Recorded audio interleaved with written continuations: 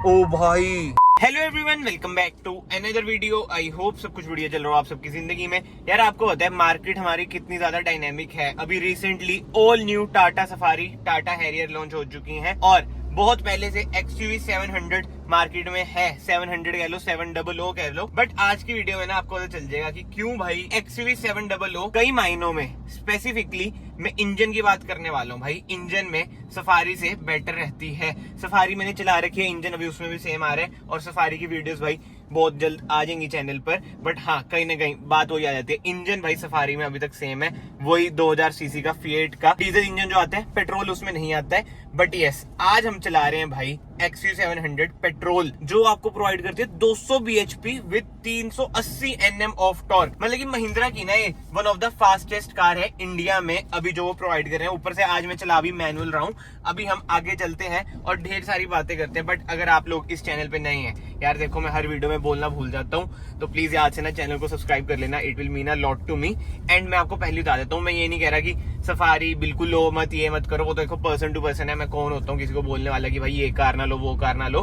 But engine की बात करें ना, महिंद्रा अभी भी आगे निकल जाती है। बहुत भाई होंगे जिनके पास बहुत टाइम से ना स्कॉर्पियो है, मतलब 2005 2006 से भी अभी तक ना उसमें कोई दिक्कत नहीं आ रही होगी, क्योंकि इंजन महिंद्रा के बहुत बढ़िया होते हैं। एम हॉक तो है ही बढ़िया, एम स्टेलियन आई नो नया आया पेट्रोल वाला, बट स्टिल जो रिलायबल होते हैं ना इंजन, वो यही होते हैं। अब आप देखो महिंद्रा की कितनी आपने वो सुनी होंगी कि ये दिक्कत आ गई वो दिक्कत आ गई, बट कभी इंजन के बारे में नहीं सुना होगा भाई। फीचर सेंसर सुंसर में आ जाती है, वो देखो टाटा में भी होता है। इंडियन ब्रांड्स हैं, लोग कहते हैं कि अभी ये उभर रहे हैं तो दिक्कतें आती हैं, वर्टस में भी होता है यार वही तो सब कार में होता है। BMW में भी होता है, बहुत फेमस लोग हैं, आपने उनकी वीडियो देखी होगी। M340 आई है उनके पास, उनकी BMW में कोई सेंसर सुंसर बोल गया था, होता सब में, वो अलग बात है। टाटा और महिंद्रा के ना लोग पीछे बढ़ जाते हैं, खासकर जो जर्मन फैन होते हैं, क्योंकि वो लेनी देनी करनी होती है सोशल मीडिया पे। बट वो ये दिक्कतें हर कार में आती है।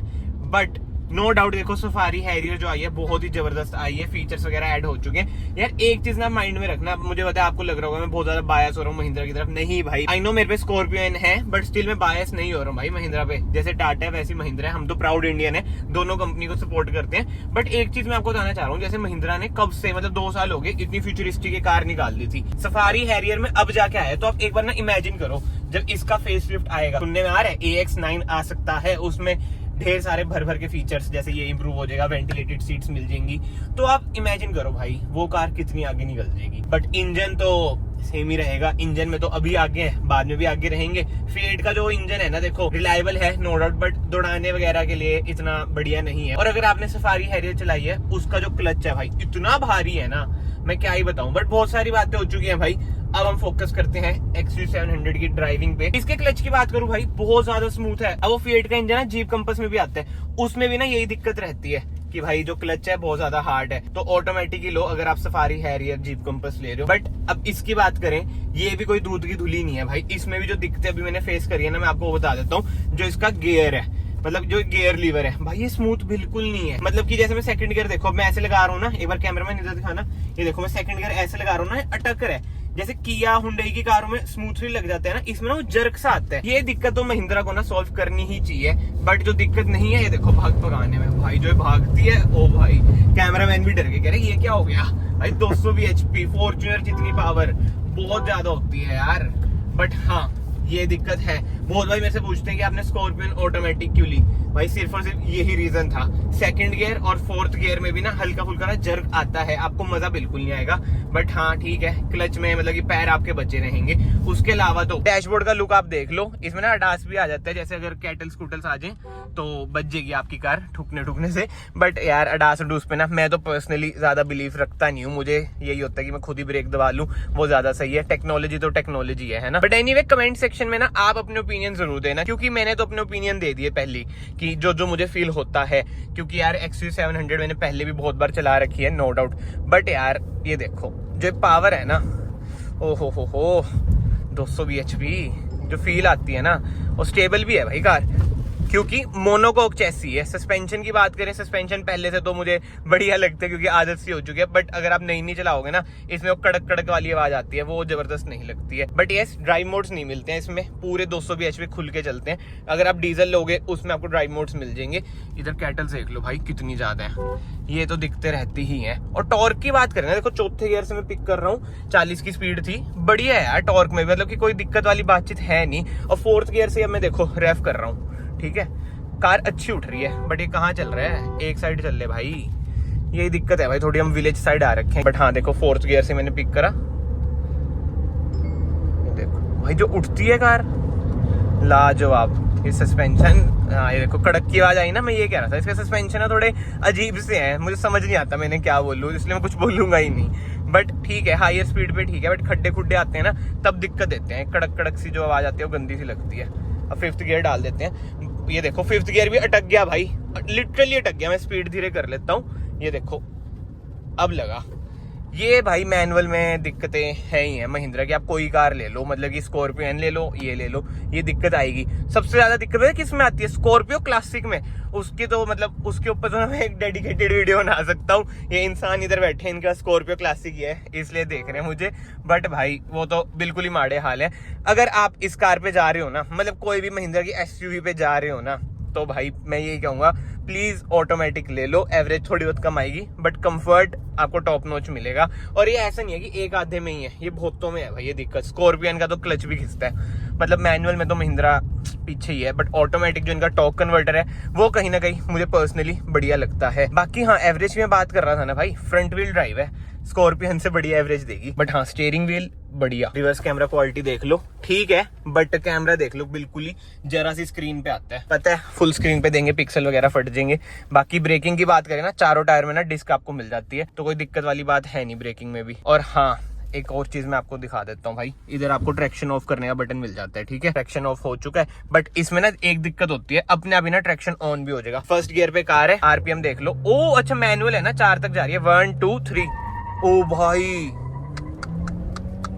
देख रहे हो व्हील स्पिन, महिंद्रा की one of the fastest car ऐसे थोड़ी है ये, और कर्व भी है, बट मोनोकॉक चैसी है तो बॉडी रोल तो भूल जाओ भाई, बिल्कुल भी बॉडी रोल नहीं है। लैडर ऑन फ्रेम में आपको होता है थोड़ा बहुत बॉडी रोल हमें मिल जाता है, बट इधर की रोड्स ना प्लेन नहीं है, नहीं तो मैं ना पूरी आपको दौड़ा के दिखाता। और इसके गियर भी तो ऐसे हैं, ऑटोमेटिक में जान के नहीं लाया, मैं कहा ऑटोमेटिक में ऐसे स्वाद नहीं आएगा व्हील स्पिन वाला। बाकी हाँ पैनोरामिक सनरूफ इसमें आपको मिल जाती है, जिस टाइम से आ रही है ना, मतलब कि 2 साल से, उस टाइम के मुताबिक ना भाई मैं तो ये कहूंगा कि महिंद्रा ने बहुत बढ़िया काम किया था।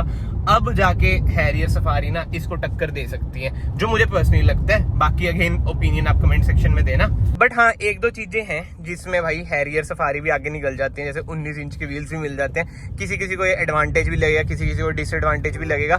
मतलब कि एडवांटेज की बात करें, कार की ग्रिपिंग वगैरह, मतलब की ड्राइव वगैरह ना अच्छी रहती है 19 इंच में कहीं ना कहीं। बट जो दिक्कत आएगी भाई जब न्यू टायर आप डलवाओगे भाई, 19 इंच मतलब इतना कॉमन नहीं है यार, 18 और 20 तो कॉमन है, बट 19 में महंगाई दिक्कतें कहीं ना कहीं बाद में तो आएंगी। इसमें आपको 18 इंच मिल जाते हैं। बट यस अब मैं वीडियो को कंक्लूड करूँ ना, अगर इस टाइम मतलब कि नवरात्रे सीजन में, अब तो चलो नवरात्रे चल गए, अब दिवाली सीजन में आपको न्यू कार लेनी है, हैरियर सफारी का तो कुछ अता पता है नहीं, डिलीवरी कब से शुरू करेंगे। एक मेरा भाई है वो XUV 700 और हैरियर में कंफ्यूज है, सफारी में नहीं है, पता नहीं क्यों। बट हाँ हैरियर और XUV 700 जो AX5 है ना, 5 सीटर लेनी है उसने, उसमें कंफ्यूज है। तो मैं भी उसे ये कह रहा हूँ भाई XUV 700 ले ले। अब हैरियर हुरियर का तो पता नहीं कब से आएंगी। भाई आपको पता है कुछ आइडिया?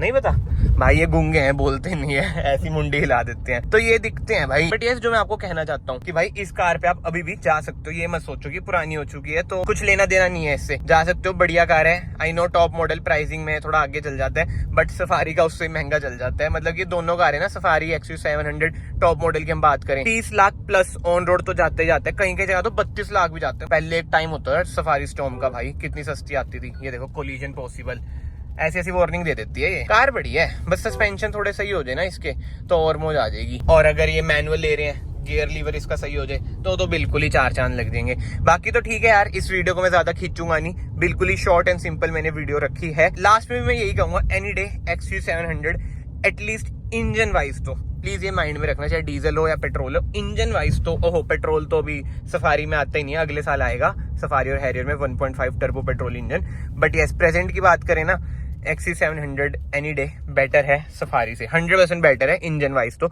और फीचर्स वाइज यार एक दो फीचर उसमें ज्यादा हैं गिनती के, मैं आपको वो भी बता देता हूँ। एक तो ये ऑटो डिमिंग IRVM आ जाता है, वेंटिलेटेड सीट्स आ जाती हैं और पावर टेलगेट आ जाता है, मतलब कि जेस्चर से कंट्रोल हो जाता है। इसके अलावा मुझे नहीं लगता और ज्यादा कुछ फीचर्स हैं। हाँ, एम्बिएंट लाइट वगैरह छुटपुट तो वही है, जब इसका फेस लिफ्ट आएगा ना सारे क्रॉस कर लेंगे। बट एनीवे, अगर आपको वीडियो पसंद आई, वीडियो को ना यहाँ से लाइक कर देना, चैनल को यहाँ से सब्सक्राइब कर देना। मैं आप सबको मिलता हूँ नेक्स्ट वीडियो में। Till then bye bye, take care. But एक जरूरी चीज भाई, अगर आप XC700 पेट्रोल ले रहे हैं तो जेब में ना अंधा पैसा होना चाहिए, क्योंकि भाई जो ये पेट्रोल पीती है ना, लब लब लब लब लब